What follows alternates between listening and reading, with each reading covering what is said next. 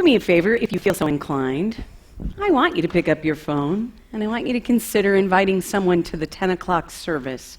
Maybe even consider staying with them for the 10 o'clock service. Perhaps you know somebody who is directly challenged by the issues of addiction, or perhaps you yourself or know someone else. But invite them here today, a place where they can be treated with love and grace and mercy in the midst of the challenges that they face on the daily journey. Not only do we have this week, but we have next week as well with Jimmy Reiser. So just want to encourage you. Will you pray with me?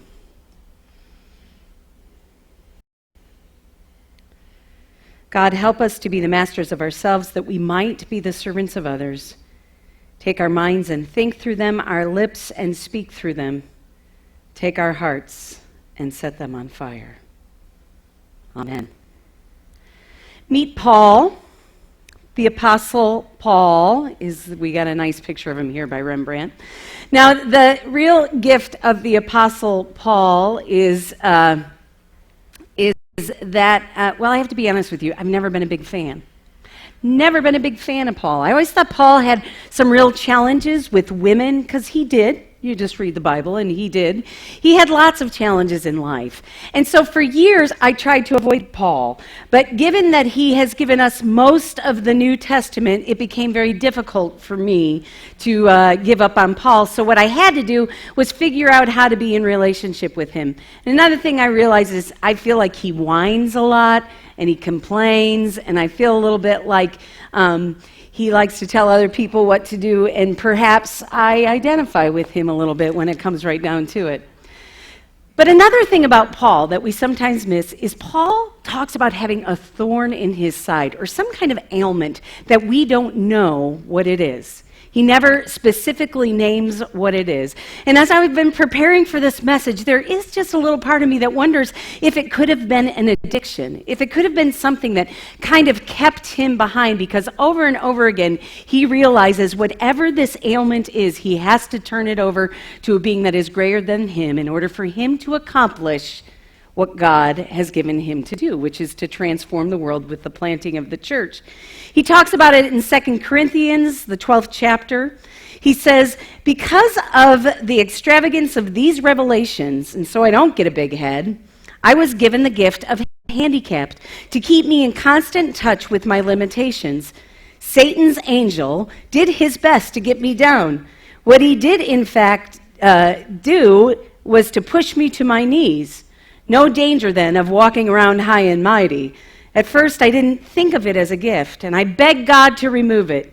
3 times I did that, and then he told me, my grace is enough. It's all you need. My strength comes into its own in your weakness. Once I heard that, I was glad to let it happen. I quit focusing on the handicap and began appreciating the gift. It was a case of Christ's strength moving in my weakness. Now I take limitations in stride and with good cheer. These limitations that cut me down to side, abuse, accidents, opposition, bad breaks, I just let Christ take over. And so the weaker I get, the stronger I become. Then he says this in his letter to the Philippians. He says, redouble your efforts. Be energetic in your life of salvation, reverent and sensitive before God. That energy is God energy, an energy deep within you. God himself willing and working at what will give him the most pleasure. On June 10th, AA celebrated its 81st birthday. Isn't that amazing?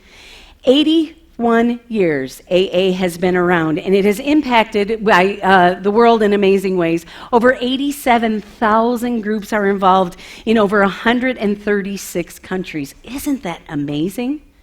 It all started with these guys, William Griffith Wilson, known as Bill W., as well as Dr. Robert Holcomb Smith, otherwise known as Dr. Bob. There they are. Wilson conceived the idea of AA while he was hospitalized for excessive drinking in 1934. During his hospital stay, he had a spiritual experience where he says he asked God to take the desire to drink from him, and God did so. For him, it was the miracle that he needed. It was the miracle he needed. He later found his first convert in Dr. Bob, and together they started this thing called AA. 4 years later, they had a book that contained the 12 steps, also called the Big Book, which is still in existence and used today. So from Paul, the apostle, to Dr. Bob, to Bill W., we all have some kind of condition in our life. Maybe for you it is not as strong as an addiction, but we have something in our life that tends to take over and we lose our focus in some way or another. For some, it does move to the place of addiction, which means it's all you can think of. For others, it's just a compulsive behavior or a habit that leads to harming ourselves or someone else. For some, it's drugs. For some, it's alcohol. For some, it's food. Some, it's sex. Addiction defined is some participation in a compulsive behavior that end up having a detrimental effect on those we love. Others would not identify themselves as having a problem, but there are plenty of us out there who have unhealthy relationships. We have an unhealthy relationship with a job that we can't stop doing because that's where we get our value and our worth. Something tells me that if I were to ask you to turn off your phones right now, perhaps you would. But if I were to ask you to take those phones, turn them off, and take them out to your car, I think some of you would get a little upset about that. You wouldn't like that. You wouldn't like losing that control, not having that phone right next to you, because it makes you a little uneasy because you've gotten into the habit of having it. Studies are determining right now if books that determine mental health diagnosis will have criteria that include smartphone addiction, internet addiction, and media obsession. The new Pokemon on the Go thing is the latest thing that they're examining because this game has put kids and adults in positions where many of them are walking straight out into traffic and getting hit by cars. That feels a little bit compulsive, addictive, and a habit that perhaps we wouldn't like to get into. The truth is, we all have some kind of challenge in our daily life that needs our attention. I think that's really what Paul is talking about here. There is something going on in your life today that keeps you from a close relationship with God, that gets in your way of walking into the steps of being the person that God has called you to be. In AA, there is in the 12-step process, there are indeed 12 steps that one goes through to examine one's life and to figure out how to live it in a more profound way. I think we as Christians, as people of faith, we too can learn from these steps. Today I've taken them and moved them down a little bit into a different fashion that perhaps we could apply a similar step process to our own lives. The first thing I realize is that in order for us to live each day to the fullest, as Paul calls us to, we have to know what keeps us in relationship with God, the one who gives us life, breath, and movement. If you spend your day waking up first thing in the morning thinking about something other than God guiding you and directing you on the way, think about what it is. Is it your phone, and is it your email? Is it something else? Is it your cup of coffee? See, sometimes those are the first steps that make us realize that perhaps we're not putting God first. What we need to do is name and claim that we want God to be number one in our lives. Then name and claim those things that we think get in the way. And then on a regular basis, we need to go ahead and turn them over to God. The second step, I would say, for us is to put God at the center of our being. Too often, we let the world guide our daily life. We look to CNN or we look to some other publication before we move out into the world. What if we let God in the morning guide our steps rather than the media? We need to wake up each day and be reminded that God loves you more than you will ever know, that you are the apple of God's eye, that your picture is on God's refrigerator, and let that love guide you. Third step is to know God, love God, and turn it over to God. How many of us truly know the love of God enough to let those other things go? How many of us trust God enough to let the things that keep us from God go? The fourth thing, and I love this in AA, is to look inside and take a moral inventory. Moral, I am living in such a way that I put others first. I do live with integrity, honesty, humility. Ask yourself, am I doing that? Am I living in such a way where I am grateful on a daily basis for all the gifts that I receive? Do I take action and seek to make a difference? Or do I spend a lot of time complaining? Do I live and trust God no matter what? Do I forgive myself and do I forgive others? The next is take responsibility. When you ask yourself these questions that we just put forth there, perhaps your score is not what you would like it to be. So just take a moment right now and say, you know what, God? I wish to live with you at the center of my being. I take responsibility for that. And I am going to commit this week to doing these following things: to live with humility, to live with grace and honesty, integrity, and love. Go ahead and name it and claim it and take responsibility. Then let God take the lead. Give it back to God and let God be your guide and director. If nothing comes up right now about how you could be living in a different way, ask God. Perhaps God will give you the direction you need. Do no harm, and when you do, seek forgiveness. The older I get, the more I realize just how important relationships with others are. Finding myself in this place where we are inviting and welcoming this incredible new generation, grandchildren into the world, and my parents getting older, I find myself in that place where I want to hold it all together and say, you know what's most important to me? My love and relationship with all of you. I would rather live in relationship with my family and seek forgiveness for what I have done wrong or what it is even perceived that I have done wrong than anything else in the world. Perhaps my brother's death has put that into perspective for me. What's most important to me is that you know that I love you, and there is nothing that can separate me from my love for you. So in the event now, what I notice as I get older is if someone says, you've hurt me, I used to try to think of, well, this is why I did that.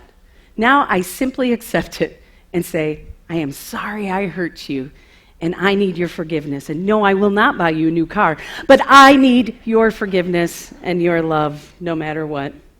The next thing is to take time every day to look inside and seek to live in this cycle, the cycle of looking inside, taking the inventory, changing what you can, and making amends. Paul also says this on his journey. He says, pray without ceasing. In his first letter to the Thessalonians, we are encouraged to rejoice always and pray without ceasing. I think the only way that you can do that is by putting God at the center of your being, because there's plenty about in this world today that to rejoice, or that you would want to rejoice. I believe that means to be in open dialogue and relationship with God that involves a constant and consistent daily communication. Ask for God's guidance and wisdom. Finally, be open and be ready for a spiritual awakening. God only has us to make a difference in this world. There's not something other coming. It's us. So we have to live in a life of joy, of goodness, of hope. Hope and grace enough for the whole world. I think that God, if we ask, will be ready to work through the likes of us to bring a spiritual awakening not only to us, but to indeed the whole world. So these are my own little silly summary of the 12 steps. Perhaps you too can come up with your own way to adapt the steps to your daily life.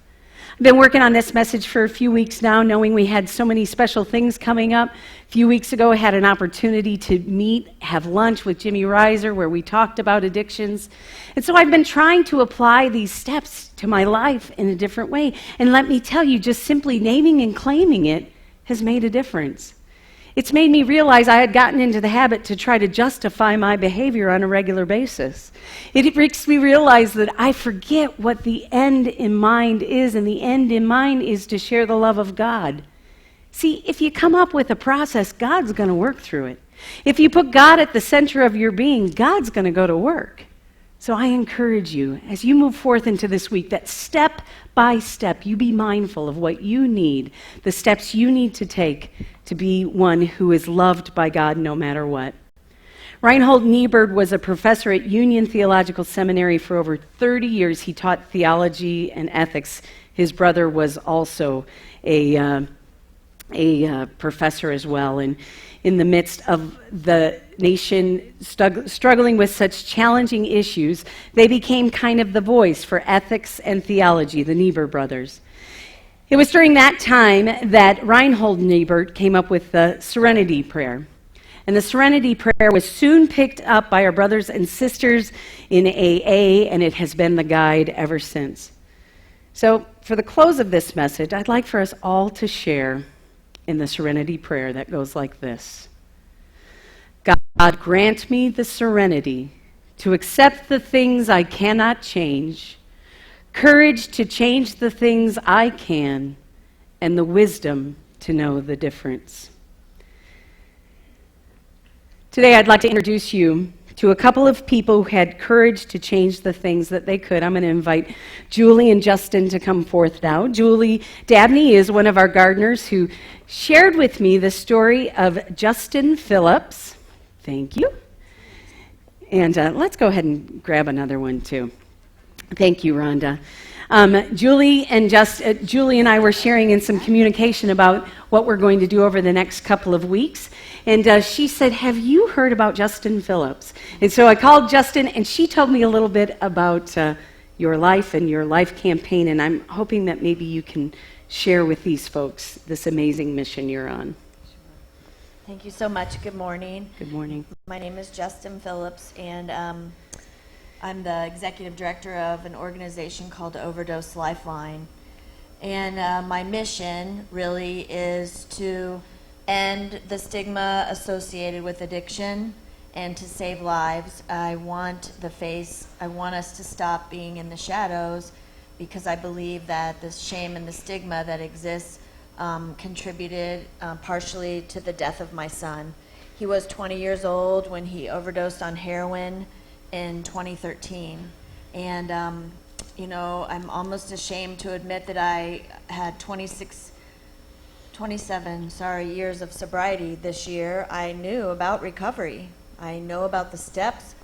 They're amazing tools to use, but somehow opioids were a little bit out of my reach. And denial and shame are pretty powerful things, and we don't talk about addiction the way that I wish that we would. So I learned about this drug called naloxone or Narcan that reverses overdose, and I decided that's what I could do. I don't want anyone else to have to experience the loss of their child the way that I do. And so I worked with lots of amazing people to form the nonprofit, and we worked with Senator Merritt to pass what's called Aaron's Law, named after my son in 2015. So Aaron's Law allows all of us in this room to have access to the overdose reversal drug.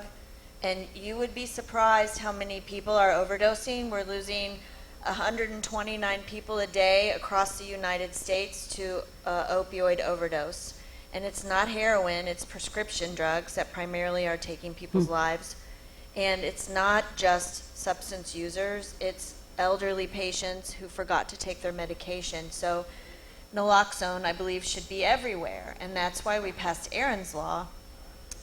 So the beauty for me is that people get to live, and I get to hear stories about people living, like Julie's story. So I'm going to let you hear from Julie about the story that in some small way, Aaron gets to live on in making a difference for others. Hi, my name is Julie Dabney, and I'm a recovering alcoholic. And at the beginning of May, I went to a treatment facility. And after a 30-day stay there, I went to a recovery house. And the lady that runs it, it's called the Sis House, and her name's Nan Graff, and she's doing wonderful things. But when I got there, everyone knew, I was a nurse also. So with that being said, one evening or one night, I was in bed, and the house is located at on North New Jersey, and it's a double. And I was on the 37 side, and on the 35 side, there was a young lady who had been there for about 2 days and had gotten a hold of heroin and had overdosed. And the girls had found her at the top of the stairs, and she, in all fairness, was dead. And they had called 911, and they panicked. They didn't know what to do. So they knew I was a nurse, so they ran over to the other side and woke me up and asked me to come over. And I ran over there barefoot, no glasses on. I couldn't even see. Personally, I had never administered Narcan in this type of setting. I had given it as a nurse, but it was sitting on a table in the hallway, and I grabbed it, and it actually walked me through. It talks to you, and administered it in her thigh. And at that point, she, went, and it reversed the effects. 911 at that time had been called, and then the paramedics showed up, so I let them do their job. But out of that, I know Justin from, what she's doing, and I know about her son, and I was just so profoundly moved that this was available. And if it wasn't for her and, putting the face to, Narcan, that I would not have been able to give that to her. So I want everybody to be aware of it. I know they came and got me because I'm a nurse, but I had never administered it before, and those girls panicked. So I want it to be available to everyone, and people be not afraid. So when they do need to give it, they're able to do that. So the courage to change the things I can. You have the courage to change your own lives, and that in turn has made a difference for somebody else. I give you both great thanks for being here today and for sharing your story, and may God continue to bless you. I know that we'll see you again next week, Justin, and you too as well. So God bless. Will you let them know how much we appreciate their presence? Thank you. Thank you.